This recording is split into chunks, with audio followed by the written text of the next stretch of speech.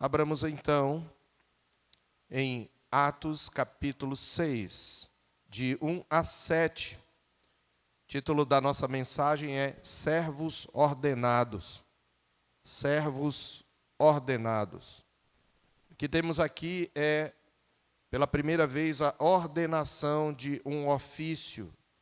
É interessante notar que o primeiro ofício da igreja a ser mencionado é exatamente o ofício do diaconato. Embora haja alguns que vão entender o papel dos diáconos um pouco diferente daquilo que nós entendemos, há tradições diferentes dentro da igreja evangélica, é fato aqui reconhecido por todos que há aqui uma ordenação, a ordenação para uma nova tarefa.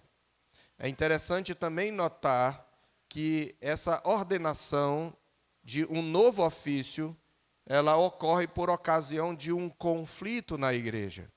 Nasce como um conflito típico do crescimento da videira. Diz assim a palavra do Senhor: Ora, naqueles dias, multiplicando-se o número dos discípulos, houve murmuração dos helenistas contra os hebreus, porque as viúvas deles estavam sendo esquecidas na distribuição diária. Então, os 12 convocaram a comunidade dos discípulos e disseram: Não é razoável que nós abandonemos a palavra para servir às mesas. Mas, irmãos, escolhei dentre vós 7 homens de boa reputação, cheios do espírito e de sabedoria, aos quais encarregaremos deste serviço. E quanto a nós, nos consagraremos à oração e ao ministério da palavra. O parecer agradou a toda a comunidade, e elegeram Estevão, homem cheio de fé e do Espírito Santo, Filipe, Prócoro, Nicanor, Timão, Pármenas e Nicolau, prosélito de Antioquia. Apresentaram-nos perante os apóstolos, e estes, orando, lhes impuseram as mãos. Crescia a palavra de Deus, e em Jerusalém se multiplicava o número dos discípulos. Também muitíssimos sacerdotes obedeciam à fé. Amém. Nós já tivemos a oração pelo presbítero Davi, pela mensagem. Queremos então dar início. Eu queria começar lembrando a você a estrutura narrativa que Lucas monta aqui. Lucas é um autor movido pelo Espírito Santo, mas, como nós sabemos, a inspiração é confluente, ou seja, ela é orgânica e confluente. Isto significa, em poucas palavras, que, embora Deus tenha controlado todo o processo de registro da sua revelação, da sua verdade, ele não anulou a personalidade dos autores. Ele não anulou a criatividade deles, não anulou o seu temperamento, ele não anulou a sua inteligência e nem a sua herança cultural. Então, Lucas, ele é reconhecidamente um exímio escritor, e ele usa aqui de toda a arte narrativa para nos apresentar as verdades, e primeiramente a Teófilo, mas também a toda a igreja, as verdades acerca do Cristo exaltado e de como ele está colocando todos os inimigos debaixo dos seus pés, e ele está fazendo avançar o seu reino por meio da igreja. Então, nesta perspectiva, eu mostrei para os irmãos na semana passada que há uma alternância aqui entre os desafios que a igreja enfrenta à medida que ela avança. Nós temos desafios externos, ou seja, de fora da igreja, ataques de Satanás à igreja por meio da perseguição, da intimidação, e nós temos também desafios internos, conflitos que surgem no interior da igreja e que ameaçam tanto o seu crescimento como a sua unidade, a sua paz. Nós já vimos, por exemplo, que esses desafios começam no capítulo 4, quando os apóstolos estão pregando o evangelho lá no templo, e sobrevieram os sacerdotes, o capitão do templo e os saduceus, que se ressentiram, que ficaram indignados, que ficaram contrariados, por ensinarem eles o povo e anunciarem em Jesus a ressurreição dos mortos, entre os mortos. E eles os prenderam, eles os ameaçaram, mas não lhes fizeram nenhum dano físico. Os apóstolos, com intrepidez, na verdade, eles prendem apenas Pedro e João, e com intrepidez eles respondem, reiteram o evangelho que eles vêm pregado, e eles são soltos sob ameaça e com a proibição de pregarem, de continuarem pregando. Eles então oram, toda a igreja fica cheia do Espírito Santo, e segue-se um quadro da beleza da comunhão dos santos, no capítulo 4, de 32 até o 37. Depois nós temos no capítulo 5 um desafio interno. Um casal em conluio resolve mentir à igreja, resolve esconder da igreja aquilo que eles tinham vendido, aquilo que eles tinham conseguido com a venda de um terreno, e querem, na verdade, simular uma virtude da generosidade que eles não tinham. E nós sabemos que, como consequência, esse casal morre por disciplina do Senhor. Então você tem a mentira, a hipocrisia, a falsidade, sendo uma ameaça à unidade e à paz da igreja. E o que o Senhor faz é disciplinar esse casal e, através deles, disciplinar a igreja, suscitando temor. Depois, ainda no capítulo 5, versículo 17, até o seu final, nós temos de novo uma ameaça externa. Então, perceba, ameaça externa, o desafio externo, desafio interno, novo desafio externo, uma nova perseguição, agora um pouco mais feroz, porque esses homens, não só Pedro e João são presos, mas todos os 12 são presos, e além de ameaçados, eles são, quase que eles morrem, porque o grupo quer matá-los, mas pela intervenção de Deus, através de um membro do próprio grupo, eles são libertos, porém, eles são espancados antes de sair, mas eles não deixam de anunciar em Jesus o Cristo. Agora, de novo no capítulo 6, o texto que lemos, o que nós temos é um novo desafio interno. John Stott diz que esse é um novo ataque de Satanás contra a unidade e a paz da igreja. Há algo que ocorre aqui que vai desafiar a igreja no que diz respeito à sua vida e à sua unidade. Devemos então lembrar, como eu já falei na mensagem anterior, na verdade, quando falei sobre Ananias e Safira, que a igreja do Senhor não tem apenas problemas externos vindos da perseguição do mundo em que ela vive, ela tem também problemas internos, coisas como negligência, discriminação, murmuração e conflitos dentro da própria igreja podem perturbar a boa ordem do povo de Deus, e nem a igreja primitiva estava livre disso. Falamos que não existe igreja perfeita. Então, se você, eu gostaria de ser parte daquela igreja, cuidado. Se você não é um crente muito zeloso, se você é um problema para a unidade da igreja, se você não vive uma vida de santidade, é provável que você, naquele lugar ali, não fosse diferente. Então, nós precisamos entender isso, não existe igreja perfeita. No entanto, esses problemas que surgem na igreja, eles podem ser úteis para nos moldar a imagem de Deus, a imagem de Cristo. Os problemas e os conflitos que surgem na igreja, eles podem ser úteis para nos ensinar algumas verdades ou princípios acerca da natureza da igreja, de como ela funciona e da forma como Deus age na igreja. E também a importância e responsabilidade de cada um dos seus membros. A história contada nesse texto é um exemplo disso, meus irmãos. Ela nos ensina alguns desses princípios. Então, à medida que eu vou recontando a história, eu vou trazendo aqui alguns ensinamentos em forma de princípio, e desta vez, sempre tem aplicações no meio da mensagem. Eu sei que quando nós fazemos certas observações, sempre trazemos aplicações e ao final as principais aplicações. Mas desta vez eu quero trazer aplicações ao longo da mensagem e ao final vou trazer talvez uma ou duas aplicações adicionais. Então eu quero começar mostrando aqui o seguinte. Ora, a primeira cena mostra, o que Lucas traz como observação, é de que a igreja seguia se multiplicando. Essa primeira frase de Lucas, ora, multiplicando-se o número dos discípulos. Mas é interessante que essa frase, essa oração, multiplicando-se o número dos discípulos, houve murmuração dos helenistas contra os hebreus, porque as viúvas deles estavam sendo esquecidas na distribuição diária.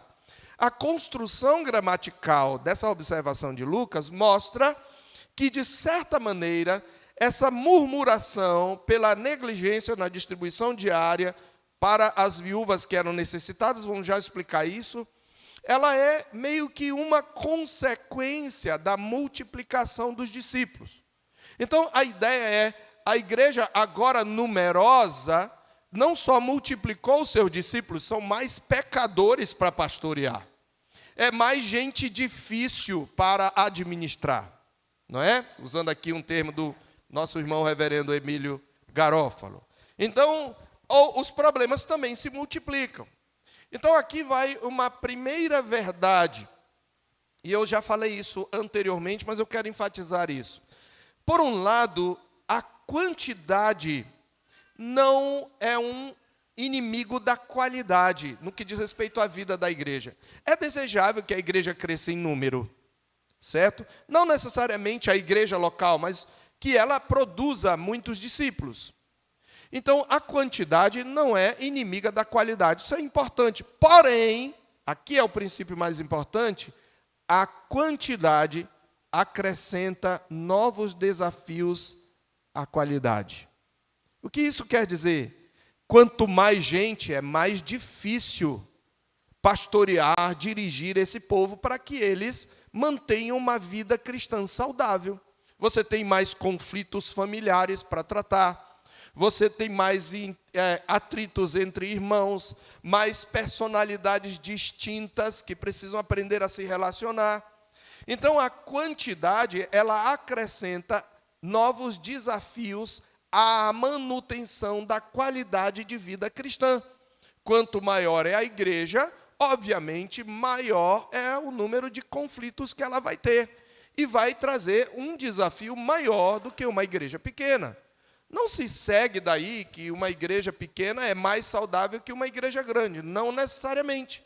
Porque é possível que se administre mal os problemas de uma igreja pequena e que se administre com sabedoria os problemas de uma igreja grande, de modo que esta última se torna mais saudável que a primeira. Mas uma verdade que precisamos admitir é que quanto mais gente, mais desafios a gente tem para manter a unidade. Esse é o ponto.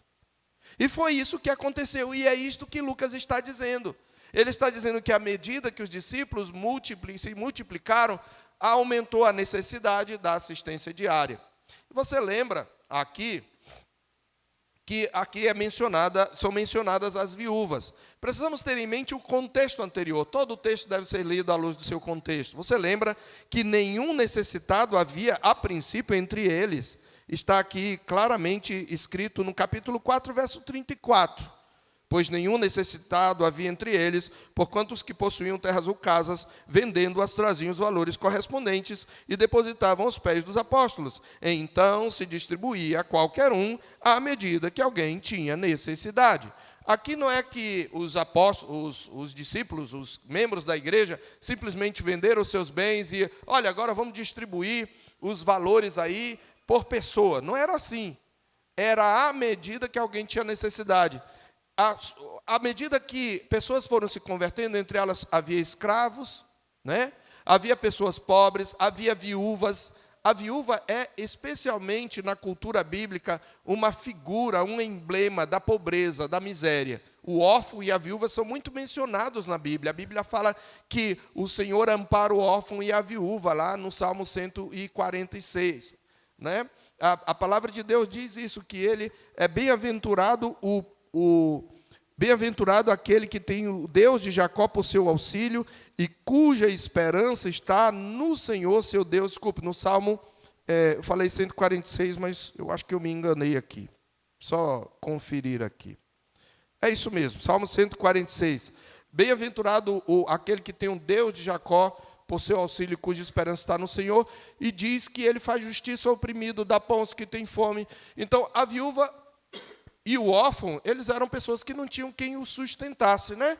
A viúva, naquela época, ela normalmente dependia do seu marido. Às vezes, ela ajudava até o seu marido, sobretudo quando era uma economia agrícola, uma economia doméstica. Mas uma vez o marido morrendo, ela não tinha quem a sustentasse. Muitas viúvas, então, passavam fome por causa disso. De modo que, entre aqueles que eram ajudados na distribuição diária, o principal grupo eram os órfãos e as viúvas. Então, é isso que está acontecendo. Algumas dessas mulheres não tinham o que comer. E aqui está havendo algum problema na sua distribuição, da distribuição diária, naquilo que elas precisavam receber. Ou seja, aquele quadro belo que é destacado por Lucas no capítulo 4, verso 34, ele está sofrendo um problema, está sofrendo um desafio, porque o número dos discípulos multiplicou-se. Então, nós entramos dentro dessa primeira cena num problema, um problema que, na verdade, expõe alguns pecados. Quais são os pecados aqui? O primeiro deles, e eu vou citar, veja, os conflitos são gerados pelos pecados daqueles que estão envolvidos nesses conflitos. Sempre é isso. É o pecado de um que gera o conflito com o pecado de outro. Então, o primeiro pecado que é exposto aqui é a murmuração. Ele está dizendo que houve murmuração dos helenistas contra os hebreus. E por que houve essa murmuração? Alguns comentaristas, talvez pregadores que você tenha ouvido, vão destacar isso como uma queixa normal. Mas não é uma queixa. Lucas chama de murmuração. E murmuração é pecado, meus irmãos. O que é murmuração? A palavra aqui, traduzida, nunca é usada de maneira positiva na Bíblia. É diferente de queixa. Queixa é normalmente uma reclamação aberta, que normalmente tem uma argumentação justa, e a pessoa que faz uma queixa, ela tem uma postura mais transparente, ela tem uma postura mais sincera, e normalmente ela tem uma postura mais cortês. A Bíblia até mesmo mostra que o crente pode fazer queixas a Deus. Nós temos visto isso, quem tem acompanhado nas quartas-feiras o estudo dos salmos, porque alguns salmos, eles são queixas, são súplicas e lamentações diante de Deus, inclusive com questionamentos a Deus. Então não há nenhum problema de queixa, mas Lucas não fala de queixa, ele fala de murmuração. E essa palavra murmuração, ela, segundo os estudiosos do grego, ela é aplicada a uma discussão secreta.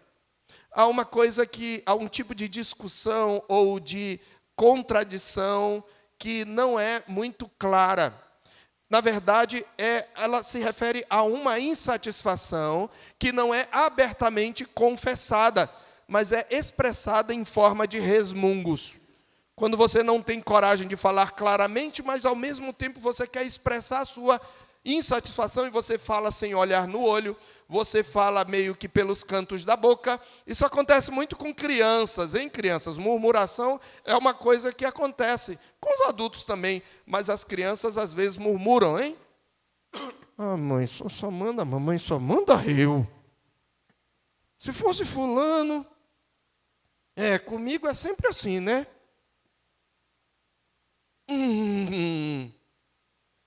Não olha para a mãe, não olha para o pai, diz, mãe, espera aí, eu preciso falar com respeito.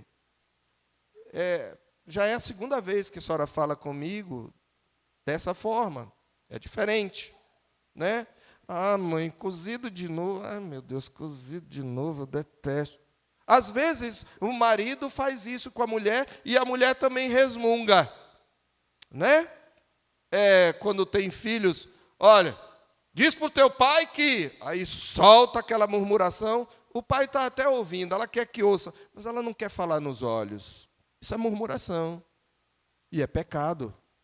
A palavra de Deus mostra que esse ato de expressar insatisfação, queixando-se em voz baixa, sussurrante, sem olhar nos olhos, de maneira, muitas vezes, resmungona, ela é pecaminosa. E a palavra ela era usada na Septuaginta, aquela tradução grega do Velho Testamento, para as murmurações de Israel contra Deus. Isso é algo que Israel faz muito, e às vezes a gente faz, né? Senhor, eu mereço. Senhor, eu mereço, né? Deve ter feito alguma coisa aí para estar sofrendo isso. A gente murmura muitas vezes. A palavra de Deus diz lá em Filipenses, meus irmãos, que nós devemos servir ao Senhor sem murmuração. Em Filipenses, no capítulo 2, o apóstolo Paulo diz no verso 14: fazei tudo sem murmurações nem contendas, para que vos torneis irrepreensíveis e sinceros, filhos de Deus inculpáveis, no meio de uma geração pervertida e corrupta, na qual resplandeceis como luzeiros do mundo. Façam tudo sem murmuração nem contenda, façam sem ficar resmungando. A palavra de Deus mostra isso lá em 1 Coríntios. Paulo, citando o exemplo dos israelitas, em 1 Coríntios capítulo 10, ele diz no verso 10, nem murmureis, como alguns deles murmuraram e foram destruídos pelo exterminador. O povo de Israel foi destruído, porque eles murmuraram contra o Senhor Deus. Eles reclamaram da sua vida, eles resmungaram. E é isso que está acontecendo aqui. Nós vamos observar que havia, de fato, uma negligência. Nós vamos observar que havia, de fato, um pecado.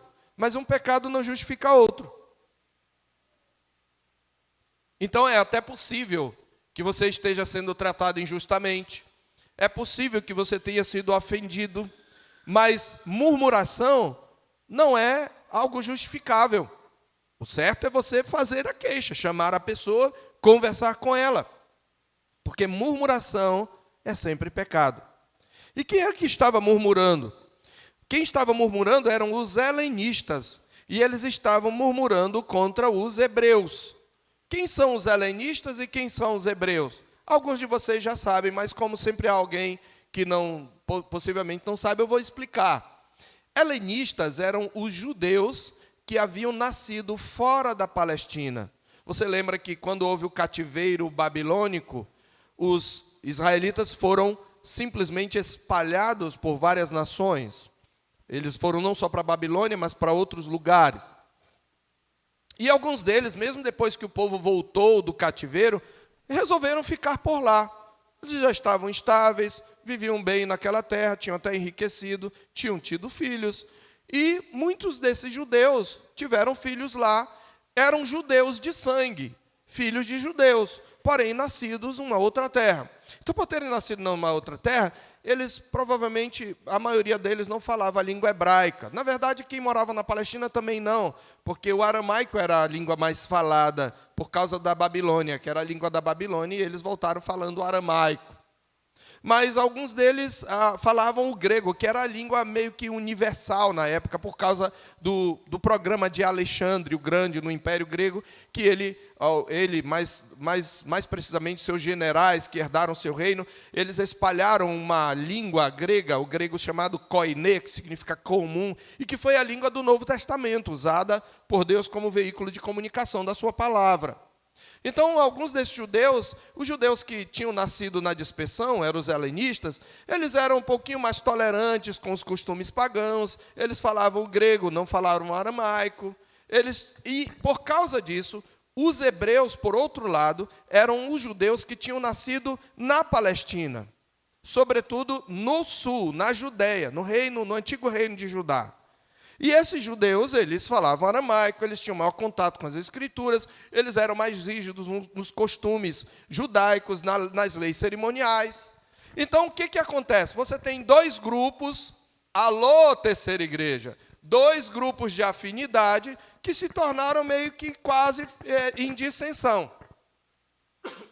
Você tem os judeus mais puros, vamos dizer assim, mais puro sangue, porque tinham nascido na Palestina, crescido na Palestina, e os judeus de fora. Então, os hebreus, eles costumavam ver os judeus helenistas, embora estes também fossem judeus de sangue, mas eles acostumavam vê-los como judeus de segunda classe, né?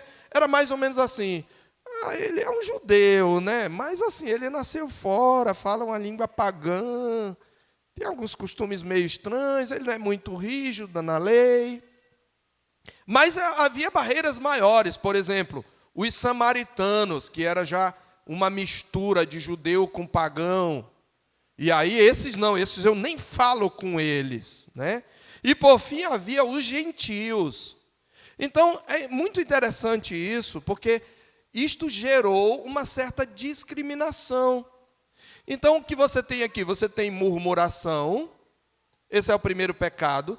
Você tem, por outro lado, aquilo que provocou a murmuração, que é a negligência. Ele diz, por que eles murmuraram, os helenistas contra os hebreus? Porque as viúvas deles, dos helenistas, estavam sendo esquecidas na distribuição diária. Observe que aí está dizendo, estavam sendo. O verbo no original está no imperfeito, pretérito imperfeito. Isso indica uma ação habitual. No original está assim, as viúvas dos helenistas eram negligenciadas. Isto significa que era um ato contínuo, não foi apenas um dia, outro dia. Eles começaram a perceber, espera aí, não sobra alimento, não sobra mantimento, não sobra oferta para as nossas viúvas, que negócio é esse? Tem algum problema aí. É assim, né? Quando você tem um grupo de afinidade, você é mais sensível para com as negligências que são demonstradas para com o seu grupo. É normal você fazer isso, né? A gente pensa mais nisso. Então, já existia essa diferença entre eles. Então, eles estão dizendo, olha, elas estão sendo negligenciadas. E a ordem, na frase no grego, ela enfatiza o fato da negligência. Lucas diz literalmente assim, eram negligenciadas no serviço diário as viúvas deles. Então, o fato de ser negligenciado está em posição de ênfase na frase. Então, veja, quantos pecados aí? Murmuração. Essa murmuração foi provocada por uma negligência, e essa negligência expõe uma certa discriminação. Olá! Discriminação na igreja primitiva? Sim, havia. Porque são pecadores, como nós. Discriminação pode acontecer na igreja, por várias razões. Embora haja quem argumente, meus irmãos, que a discriminação não pode ser afirmada por não constar observação explícita de Lucas no texto, o contexto cultural de discriminação dos hebreus para com os helenistas, samaritanos e gentios, em ordem crescente de intensidade, é conhecido. E era tão marcante que não pode ser ignorado na análise desse episódio. Esse fato ele é reforçado pelo próprio contexto geral de Atos, onde nós vamos ver que foi necessária uma perseguição para que os discípulos entendessem, por exemplo, que a salvação se estendia aos samaritanos e aos gentios. Eles só saíram do seu conforto de Jerusalém quando eles foram perseguidos. E vemos essas barreiras ao longo do livro de Lucas, nós vamos ver que essas barreiras vão sendo vencidas gradativamente com a entrada dos samaritanos e gentios a partir do capítulo 8, sendo que este último grupo teve entrada gradativa.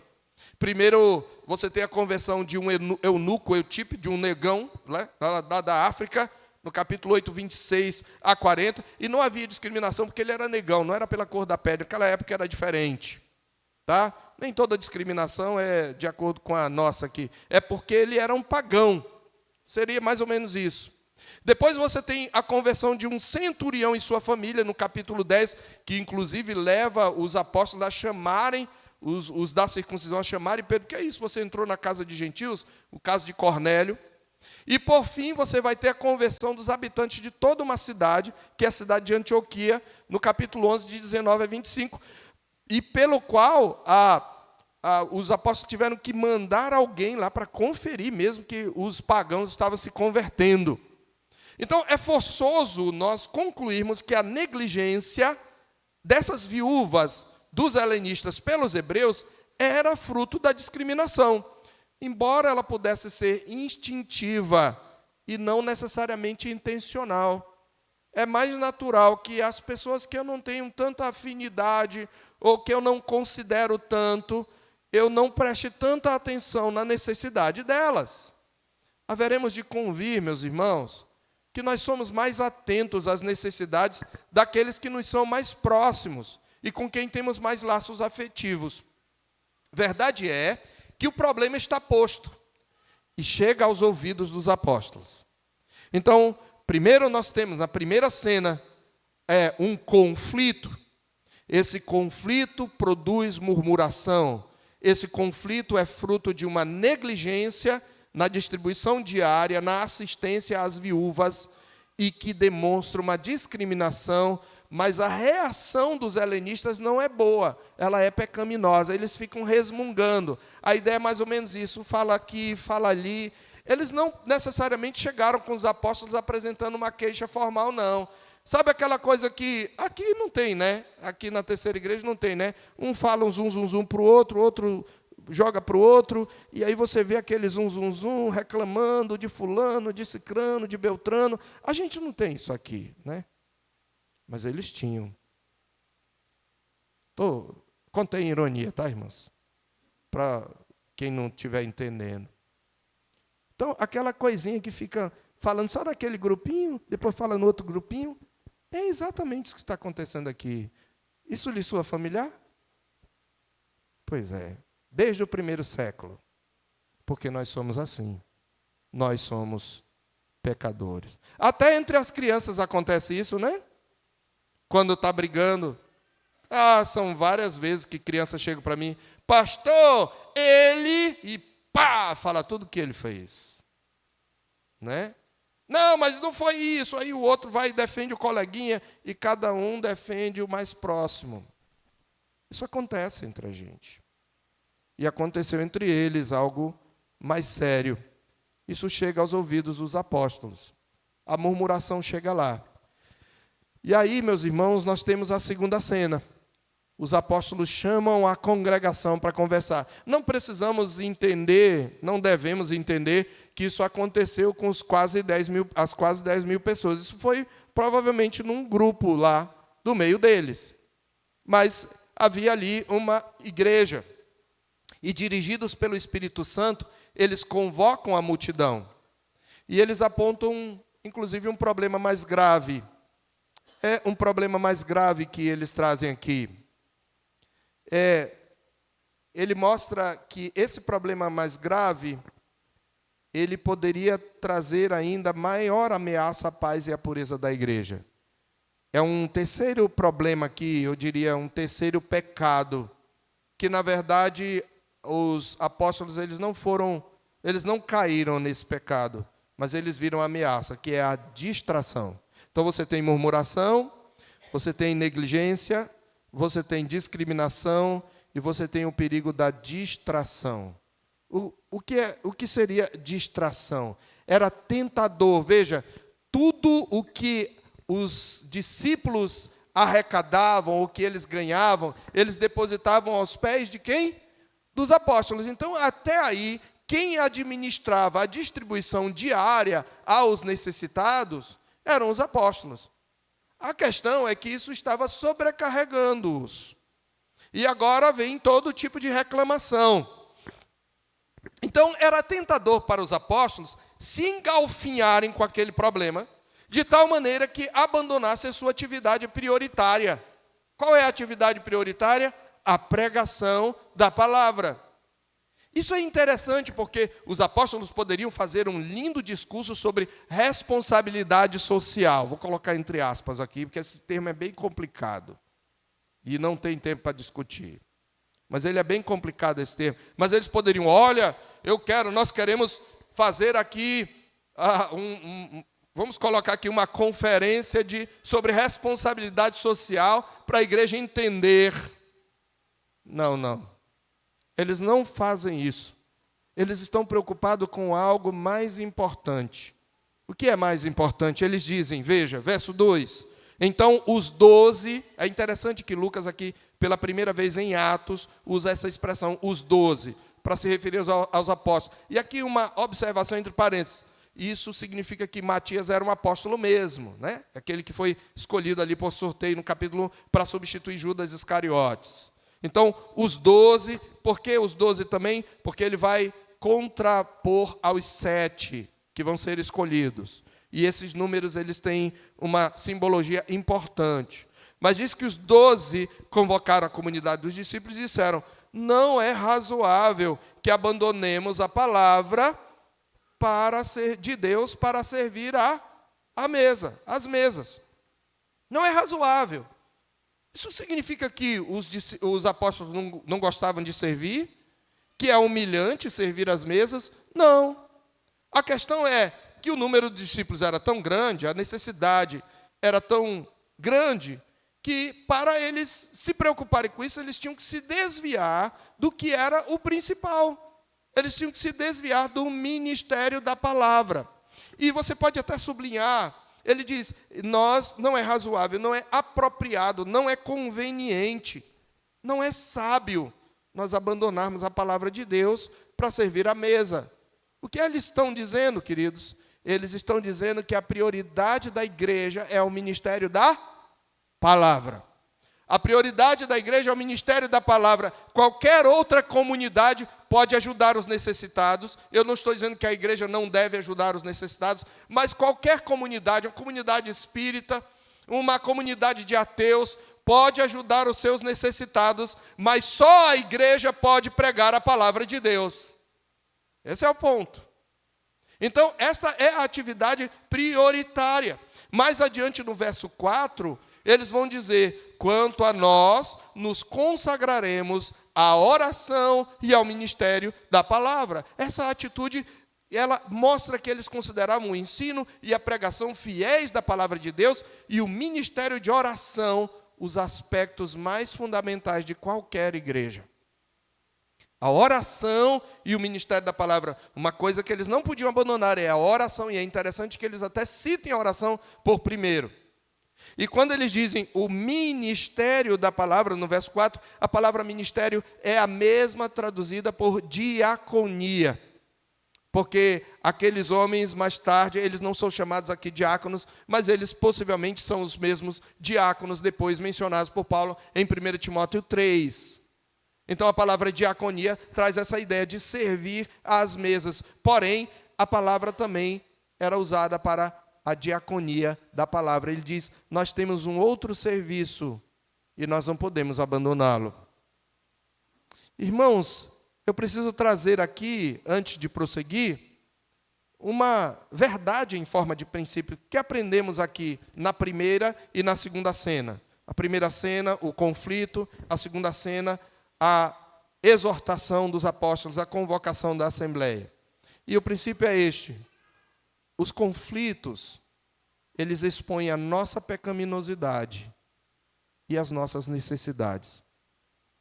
Então, os conflitos, eles são importantes. Porque o conflito não é o problema em si. Ele é um problema consequente. Ele expõe um problema que está no coração. Então, os conflitos na igreja, eles são importantes porque eles expõem a nossa pecaminosidade. Veja, havia negligência, ao que parece. Havia discriminação, mas essa discriminação, ela demonstra a negligência dos hebreus para com as viúvas dos helenistas, mostra um sentimento de discriminação. Porém, a murmuração dos helenistas contra os hebreus mostra um sentimento egoísta de descontentamento. Então, ambos os grupos têm expostos o seu pecado. É muito comum quando dois grupos dentro da igreja, eles entram em conflito, cada um só presta atenção no que o outro está fazendo de errado. Mas olha, deixa eu dizer um segredo para você. Normalmente os conflitos que você tem com qualquer outra pessoa, eles expõem a sua pecaminosidade. E é muito importante que num conflito você fique atento de que maneira esse conflito expõe os meus ídolos. De que maneira esse conflito expõe a minha pecaminosidade? Porque a forma como você age vai demonstrar o que você tem no coração. Então, os conflitos, eles são importantes. Eles são até desejáveis. Ah, pastor, mas é desejável que a igreja seja desunida? Não! Mas é o conflito que vai expor a falta de paz. É o conflito que vai expor a insatisfação. É o conflito que vai me permitir tratar o que está no coração e que eu não saberia se não houvesse o conflito. É por isso que nós temos aquela impressão de que quando mais eu oro, vou usar esse termo, mais assombração me aparece. Parece que as pessoas que mais irritantes são aquelas que mais Deus envia para mim, né? É isso mesmo, porque Deus está tratando o teu pecado. E se tem certos tipos de pessoas que te irritam muito e que estão mais presentes na tua vida, Deus está querendo tratar alguma coisa no teu coração. Então fique atento, fique esperto, porque os conflitos expõem a nossa pecaminosidade. Mas eles expõem também as nossas necessidades. E qual é a necessidade aí? Havia agora a necessidade de se criar um novo ministério para tratar dessa nova necessidade da videira. A treliça, lembra? A igreja é a videira. Os membros, as pessoas que se convertem a Jesus são a videira. Mas a forma como ela se organiza, a instituição é uma treliça. Os seus ministérios, os seus ofícios. Então, estas coisas precisam se adaptar às novas necessidades. Você já parou para pensar, por exemplo, nós não temos hoje ainda, mas um dia pode ser que alguma pessoa que tem deficiência auditiva, algum surdo, se converta. E a gente vai precisar criar um ministério para que a pessoa possa traduzir para Libras, né, a pregação. Nós não, a princípio não temos essa necessidade, mas um dia nós poderemos ter. Então nós temos que ter essa noção. À medida que nós temos, às vezes, conflitos, às vezes, pessoas novas que chegam na igreja nos incomodam, mas Deus está também nos despertando para pensar nas novas necessidades que a igreja que vai crescendo, ela vai adquirindo. Nós agora estamos tendo o nascimento de meninos com força, né? Aí surgiu a necessidade, a gente vai ter que fazer um fraudário ali antes do tempo, porque a coisa está em uma velocidade, graças a Deus, né, muito boa. Nós vamos ter que fazer isso. Criou-se uma nova classe. A classe agora é de 1 a 3 anos, para atender essa demanda desses novos alunos. Certo? Então, os problemas, os conflitos, eles expõem não só a nossa pecaminosidade, mas a nossa necessidade. Prossigamos então, temos a terceira, aí ainda dentro da segunda cena, os apóstolos fazem uma proposta. Eles dizem, mas irmãos, escolhei dentre vós 7 homens de boa reputação, cheios do Espírito Santo e de sabedoria, aos quais encarregaremos deste serviço. Então, meus irmãos, é muito importante aqui que todo esse quadro pintado por Lucas expõe não apenas os pecados de cada grupo envolvido, mas também aonde o conflito poderia chegar, que seria levar os discípulos, os apóstolos, a se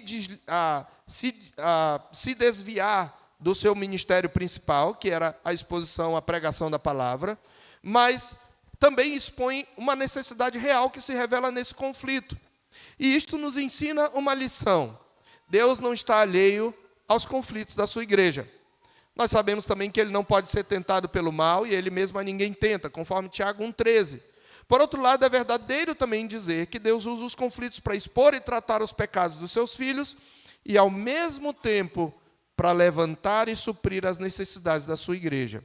Havia murmuração, havia negligência, mas qual é a principal necessidade?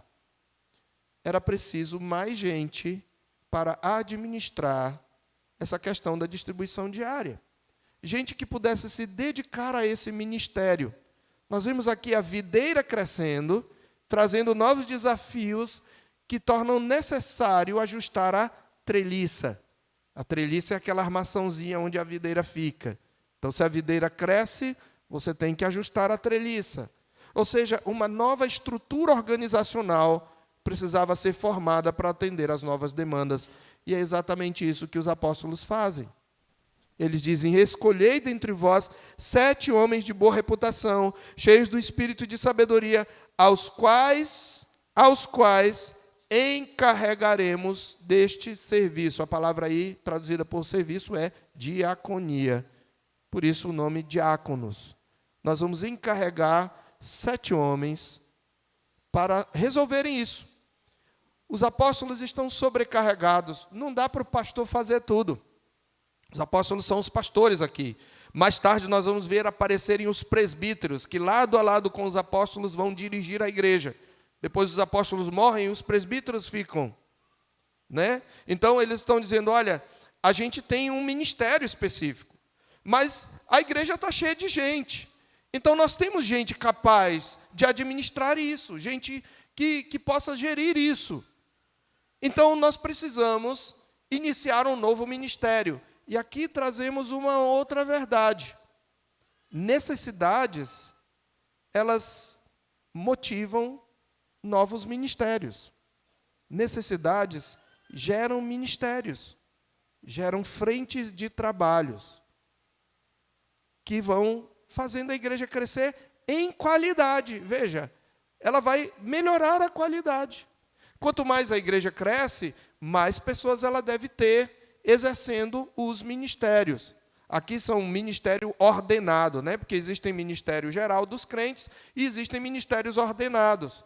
Aqui é um dos ministérios ordenados. A igreja tem 2 ministérios ordenados, 2 ofícios.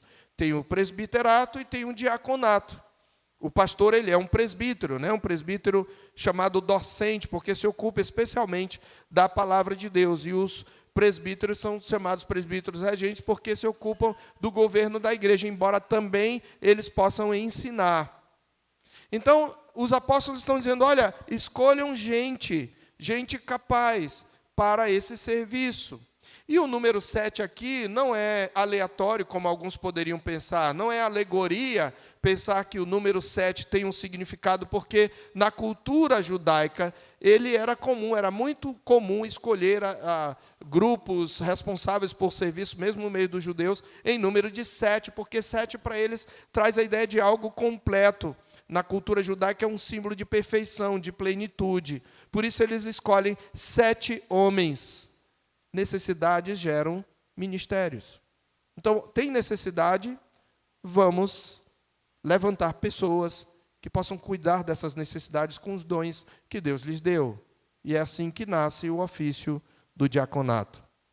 E aí, eles estabelecem, e aí vem um terceiro princípio, na verdade, eu estou falando em forma de princípios, embora eu traga muitas verdades aqui, nós vimos que os problemas expõem nossa pecaminosidade, os conflitos, mas eles também expõem nossas necessidades. Nós vimos que as necessidades, elas motivam o aparecimento, né? O surgimento de novos ministérios, e isso traz benefício para a igreja. Terceiro lugar, nós aprendemos nessa passagem que os ministérios, o exercício dos ministérios, exige uma escolha criteriosa. O exercício dos ministérios exige escolha criteriosa. E é interessante que as características levantadas pelos apóstolos não têm nem a ver com a habilidade de gestão, de administração. Isso é importante? É importante. Que aqueles que vão administrar tenham uma certa capacidade de administrar aquela área que eles são chamados a administrar. Mas isso não é o importante. Olha o que eles dizem. Escolhei dentre vós 7 homens de boa reputação. Veja que entre as qualidades aqui não tem nenhuma habilidade de administração. Tudo tem a ver com caráter. Para exercer ministério na igreja é preciso ter um caráter. Mas eu quero chamar a sua atenção para algumas palavras aqui usadas pelos apóstolos. Quando eles dizem escolhei, a palavra usada aqui tem o sentido de observar, examinar, inspecionar. Então a ideia é, primeiro, que os apóstolos eles não escolhem sozinhos, é interessante isso aqui. A igreja ela vai escolher, é a assembleia que vai escolher. Eu quero que vocês pesquisem no meio de vocês 7 homens, inspecionem, investiguem. Ou seja, vocês precisam examinar a vida deles. Segundo, eles dizem 7 homens de boa reputação. Essa expressão traduzida por boa reputação, literalmente traduz a expressão grega que literalmente é testemunhados pela comunidade. 7 homens testemunhados pela comunidade. Ou seja, é gente que várias pessoas, a maioria indica. A maioria diz, olha, fulano é um homem cheio de sabedoria e cheio do Espírito Santo. Fulano tem uma vida de santidade. É um homem a quem se deve imitar. Então, eles estão dizendo, investiguem aí quem o povo geralmente fala, quem ele elogia como homens que têm essa qualidade. Essa é a ideia. É o que a igreja faz quando ela elege seus oficiais, não é? Nós temos indicações, a gente faz de maneira mais institucionalizada, mas o princípio está aqui. As indicações são por causa disso. É por isso que o conselho, quando a gente escolhe presbíteros e diáconos, é necessário que haja pelo menos 10 indicações, 10 a 15, eu não lembro agora o número exato, mas é 10, né? 10 indicações, pelo menos, para que essas pessoas sequer sejam examinadas pelo conselho. Mas o ponto é este, que ministérios, o exercício de ministério na igreja exige uma escolha criteriosa. Não basta você ser habilidoso naquela área, você precisa ter um caráter testemunhado pela comunidade. E quais são os critérios desse testemunho? Primeiro, que eles sejam cheios do Espírito Santo. Tem que ser homens cheios do Espírito Santo. Preste atenção aqui, os oficiais. Vocês têm o dever de serem homens cheios do Espírito Santo. E como que eu vou reconhecer o homem cheio do Espírito Santo? Não é o homem que vive, oh glória, aleluia, Jesus. Não, não é isso. Cheio do Espírito Santo é o homem que manifesta o fruto do Espírito de maneira notável. Qual é o fruto do Espírito? Amor, alegria. Viu, diáconos? Agora eu vou ter que falar direto com os diáconos. Você tem que ter alegria. Você está demonstrando alegria na forma como você exerce o diaconato? Ou você exerce zangado? Nós precisamos ter isso. Amor, alegria, paz. Você tem que transmitir paz, longanimidade, paciência, não é? Benignidade, bondade, mansidão, domínio próprio. Isso é um homem cheio do Espírito. Isso, na verdade, é um dever para todos nós. Mas aqueles que vão estar à frente no ofício precisam ser exemplo. Cheios do Espírito Santo. Em segundo lugar, ele diz, cheios de sabedoria. 7 homens que são testemunhados pela comunidade como sendo homens cheios do Espírito Santo e cheios de sabedoria. Sabedoria, meus irmãos, é a habilidade de aplicar os princípios da palavra de Deus às situações específicas do dia a dia. E aí devemos fazer a pergunta, por que são necessários homens sábios para administrar a assistência aos necessitados da igreja? Talvez nem fosse necessário falar, mas eu gostaria de falar rapidamente. Porque há muitas pessoas que, por exemplo, têm o dom da misericórdia, que têm muita compaixão pelos necessitados, mas não têm sabedoria. Às vezes elas são precipitadas ou exageradas na aferição das necessidades alegadas. Podem acabar movimentando toda a igreja numa situação que não necessitaria de tanto movimento. Fazer alarde com uma situação que poderia ser resolvida com mais discrição. Às vezes, uma pessoa que tem o dom da misericórdia olha para a necessidade, mas não percebe o princípio bíblico, por exemplo, de que algumas dessas pessoas carentes têm algum parente crente da igreja e que esse deve cuidar dos seus próprios necessitados. Paulo fala isso lá em 1 Timóteo capítulo 5, sobre as viúvas. Mas se alguma viúva tem filhos e netos crentes, eles aprendam primeiro a exercer piedade para com os da própria casa. Então você tem um membro da igreja, tem uma pessoa da família que é necessitada, e o membro da igreja é negligente para com aquela pessoa. Então é preciso primeiro ir com aquele membro para que ele cumpra o seu dever. Está lá em 1 Timóteo capítulo 5, inclusive sobre viúva. Então, às vezes, a gente não tem sabedoria, certo? Quando aquele que se compadece não tem sabedoria, pode acontecer também que, no afã de ajudar, acabe alimentando uma atitude de dependência, de acomodação.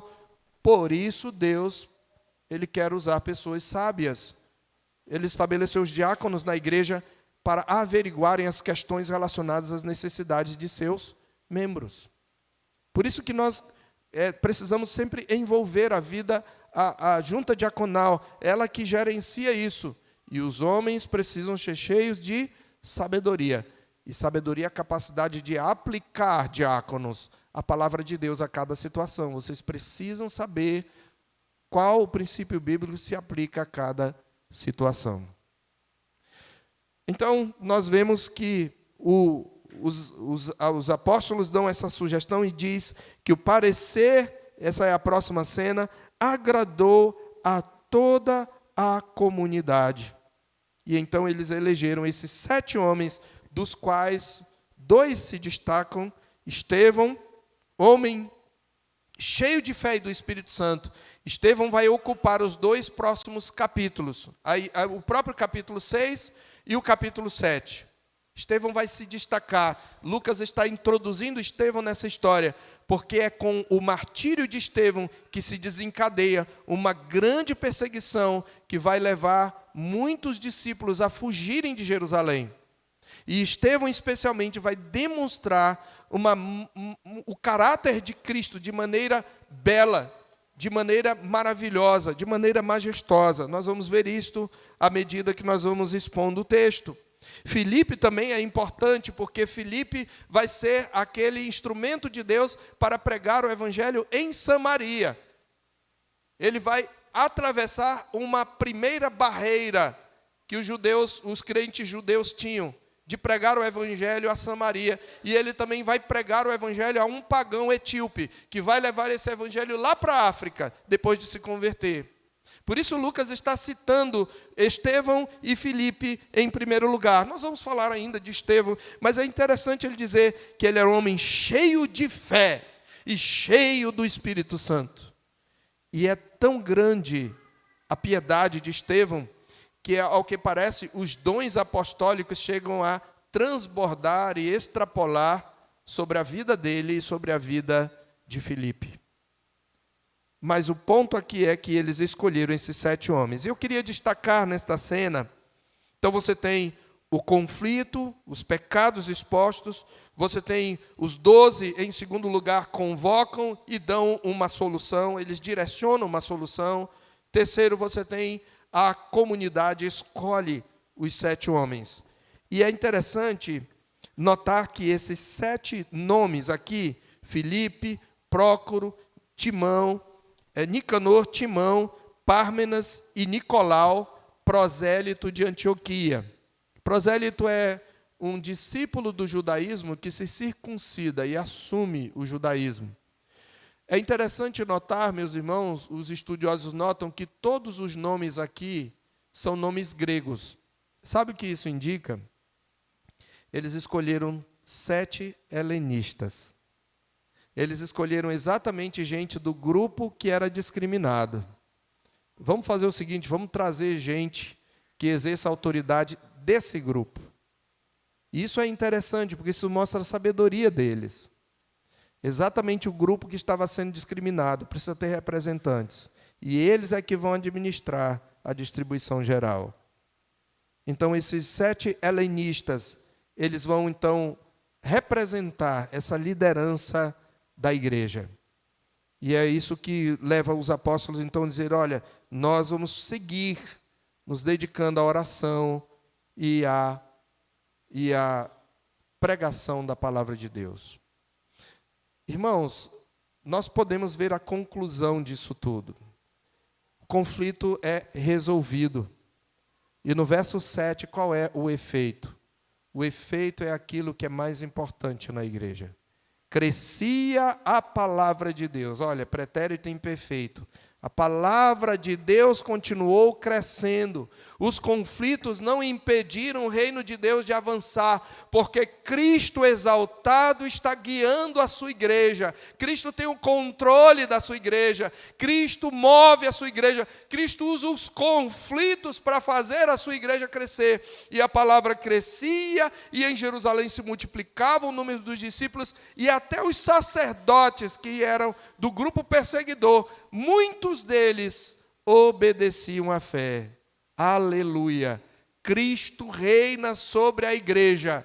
Nenhum conflito deixará de ser tratado por ele. Ele disciplina a sua igreja, ele trata dos conflitos da sua igreja, ele levanta a gente para servir a sua igreja, e ele faz com que sua igreja caminhe e a palavra cresça.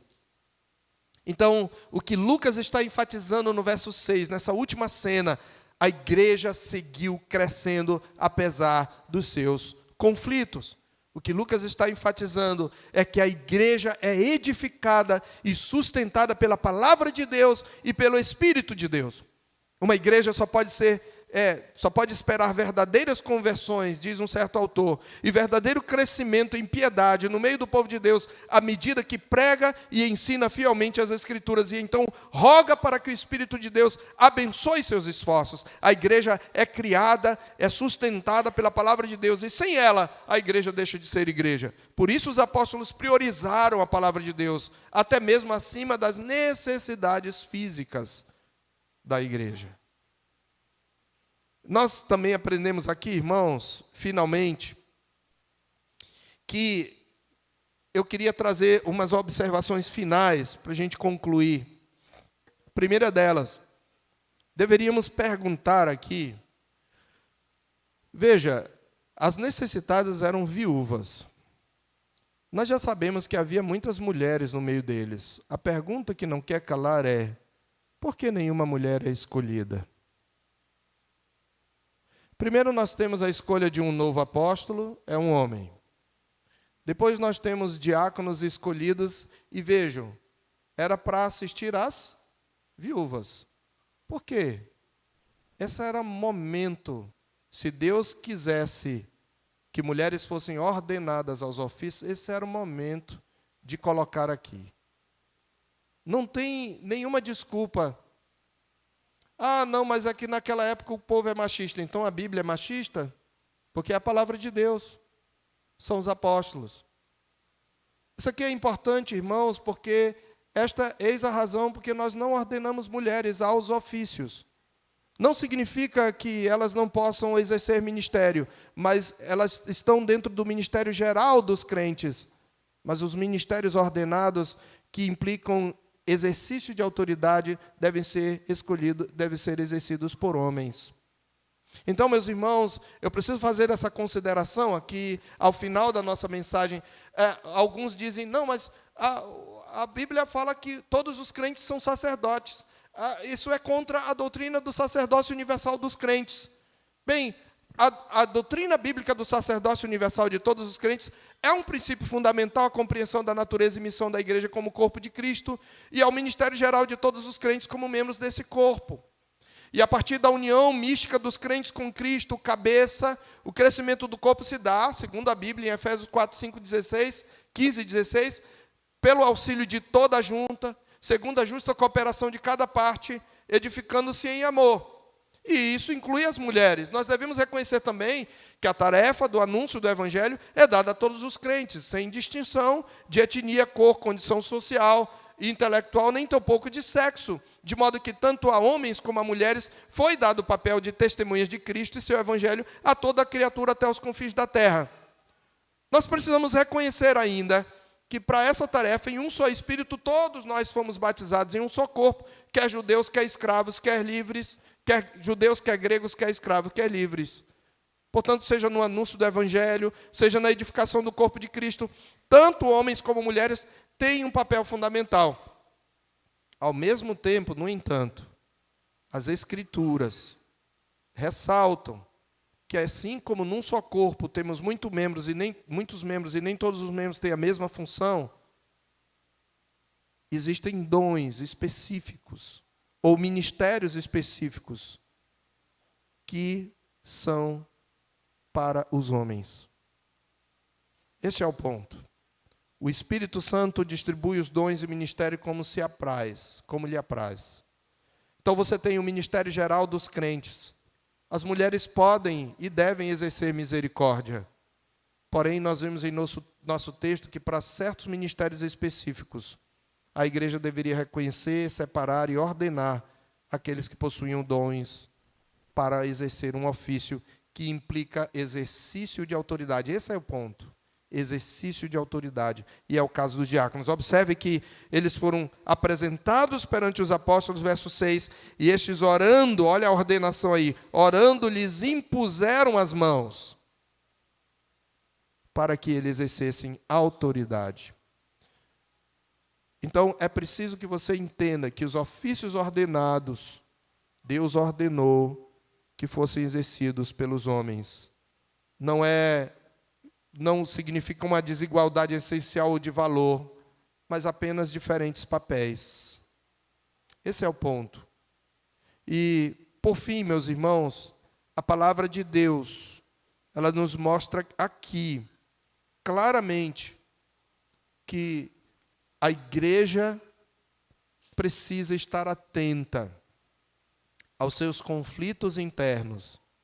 E ela precisa entender que esses conflitos são para o seu aprendizado, para o seu crescimento, e que a palavra de Deus deve ser priorizada. É por isso que o pastor não pode fazer tudo. Se ele fizer tudo, ele fica sobrecarregado. Nem mesmo o conselho da igreja. É por isso que nós temos que reconhecer a importância da junta diaconal. E os diáconos têm autoridade, viu, irmãos? Eles têm autoridade para supervisionar o zelo para com o culto ao Senhor e a assistência aos santos. E nós devemos a esses homens toda a honra, toda a submissão, e ao mesmo tempo orar por eles e auxiliá-los nesse trabalho que eles fazem. Todos podem exercer misericórdia, mas os diáconos é que supervisionam esse exercício de misericórdia com a autoridade que Deus lhes deu. Que o Senhor Deus aplique a sua palavra ao nosso coração e nós possamos aprender a lidar com os nossos conflitos. Eles acontecerão sempre, mas eles podem ser instrumentos de Deus para demonstrar a necessidade de novos ministérios. Pode também ser bom para mostrar a nossa pecaminosidade, áreas da nossa vida que nós precisamos tratar, e tudo de acordo com a palavra de Deus. Vamos orar?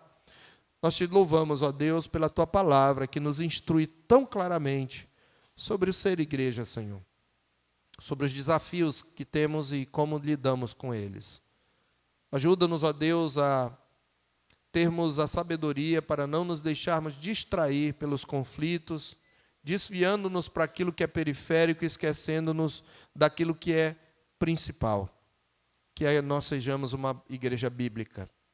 Ó Senhor, ajuda-nos a, como igreja, não nos desviarmos da nossa tarefa prioritária, que é pregar o Evangelho. Mas ajuda-nos também a não negligenciarmos a necessidade, ó Deus, daqueles que são mais carentes, no meio da comunidade. Porque, de fato, esse cuidado foi demonstrado da parte dos apóstolos. Que possamos, meu Deus, estarmos dispostos para o exercício dos ministérios que são requeridos para o crescimento e a manutenção da tua igreja, para a glória do Senhor. Tudo isso nós pedimos, agradecidos em nome de Jesus. Amém.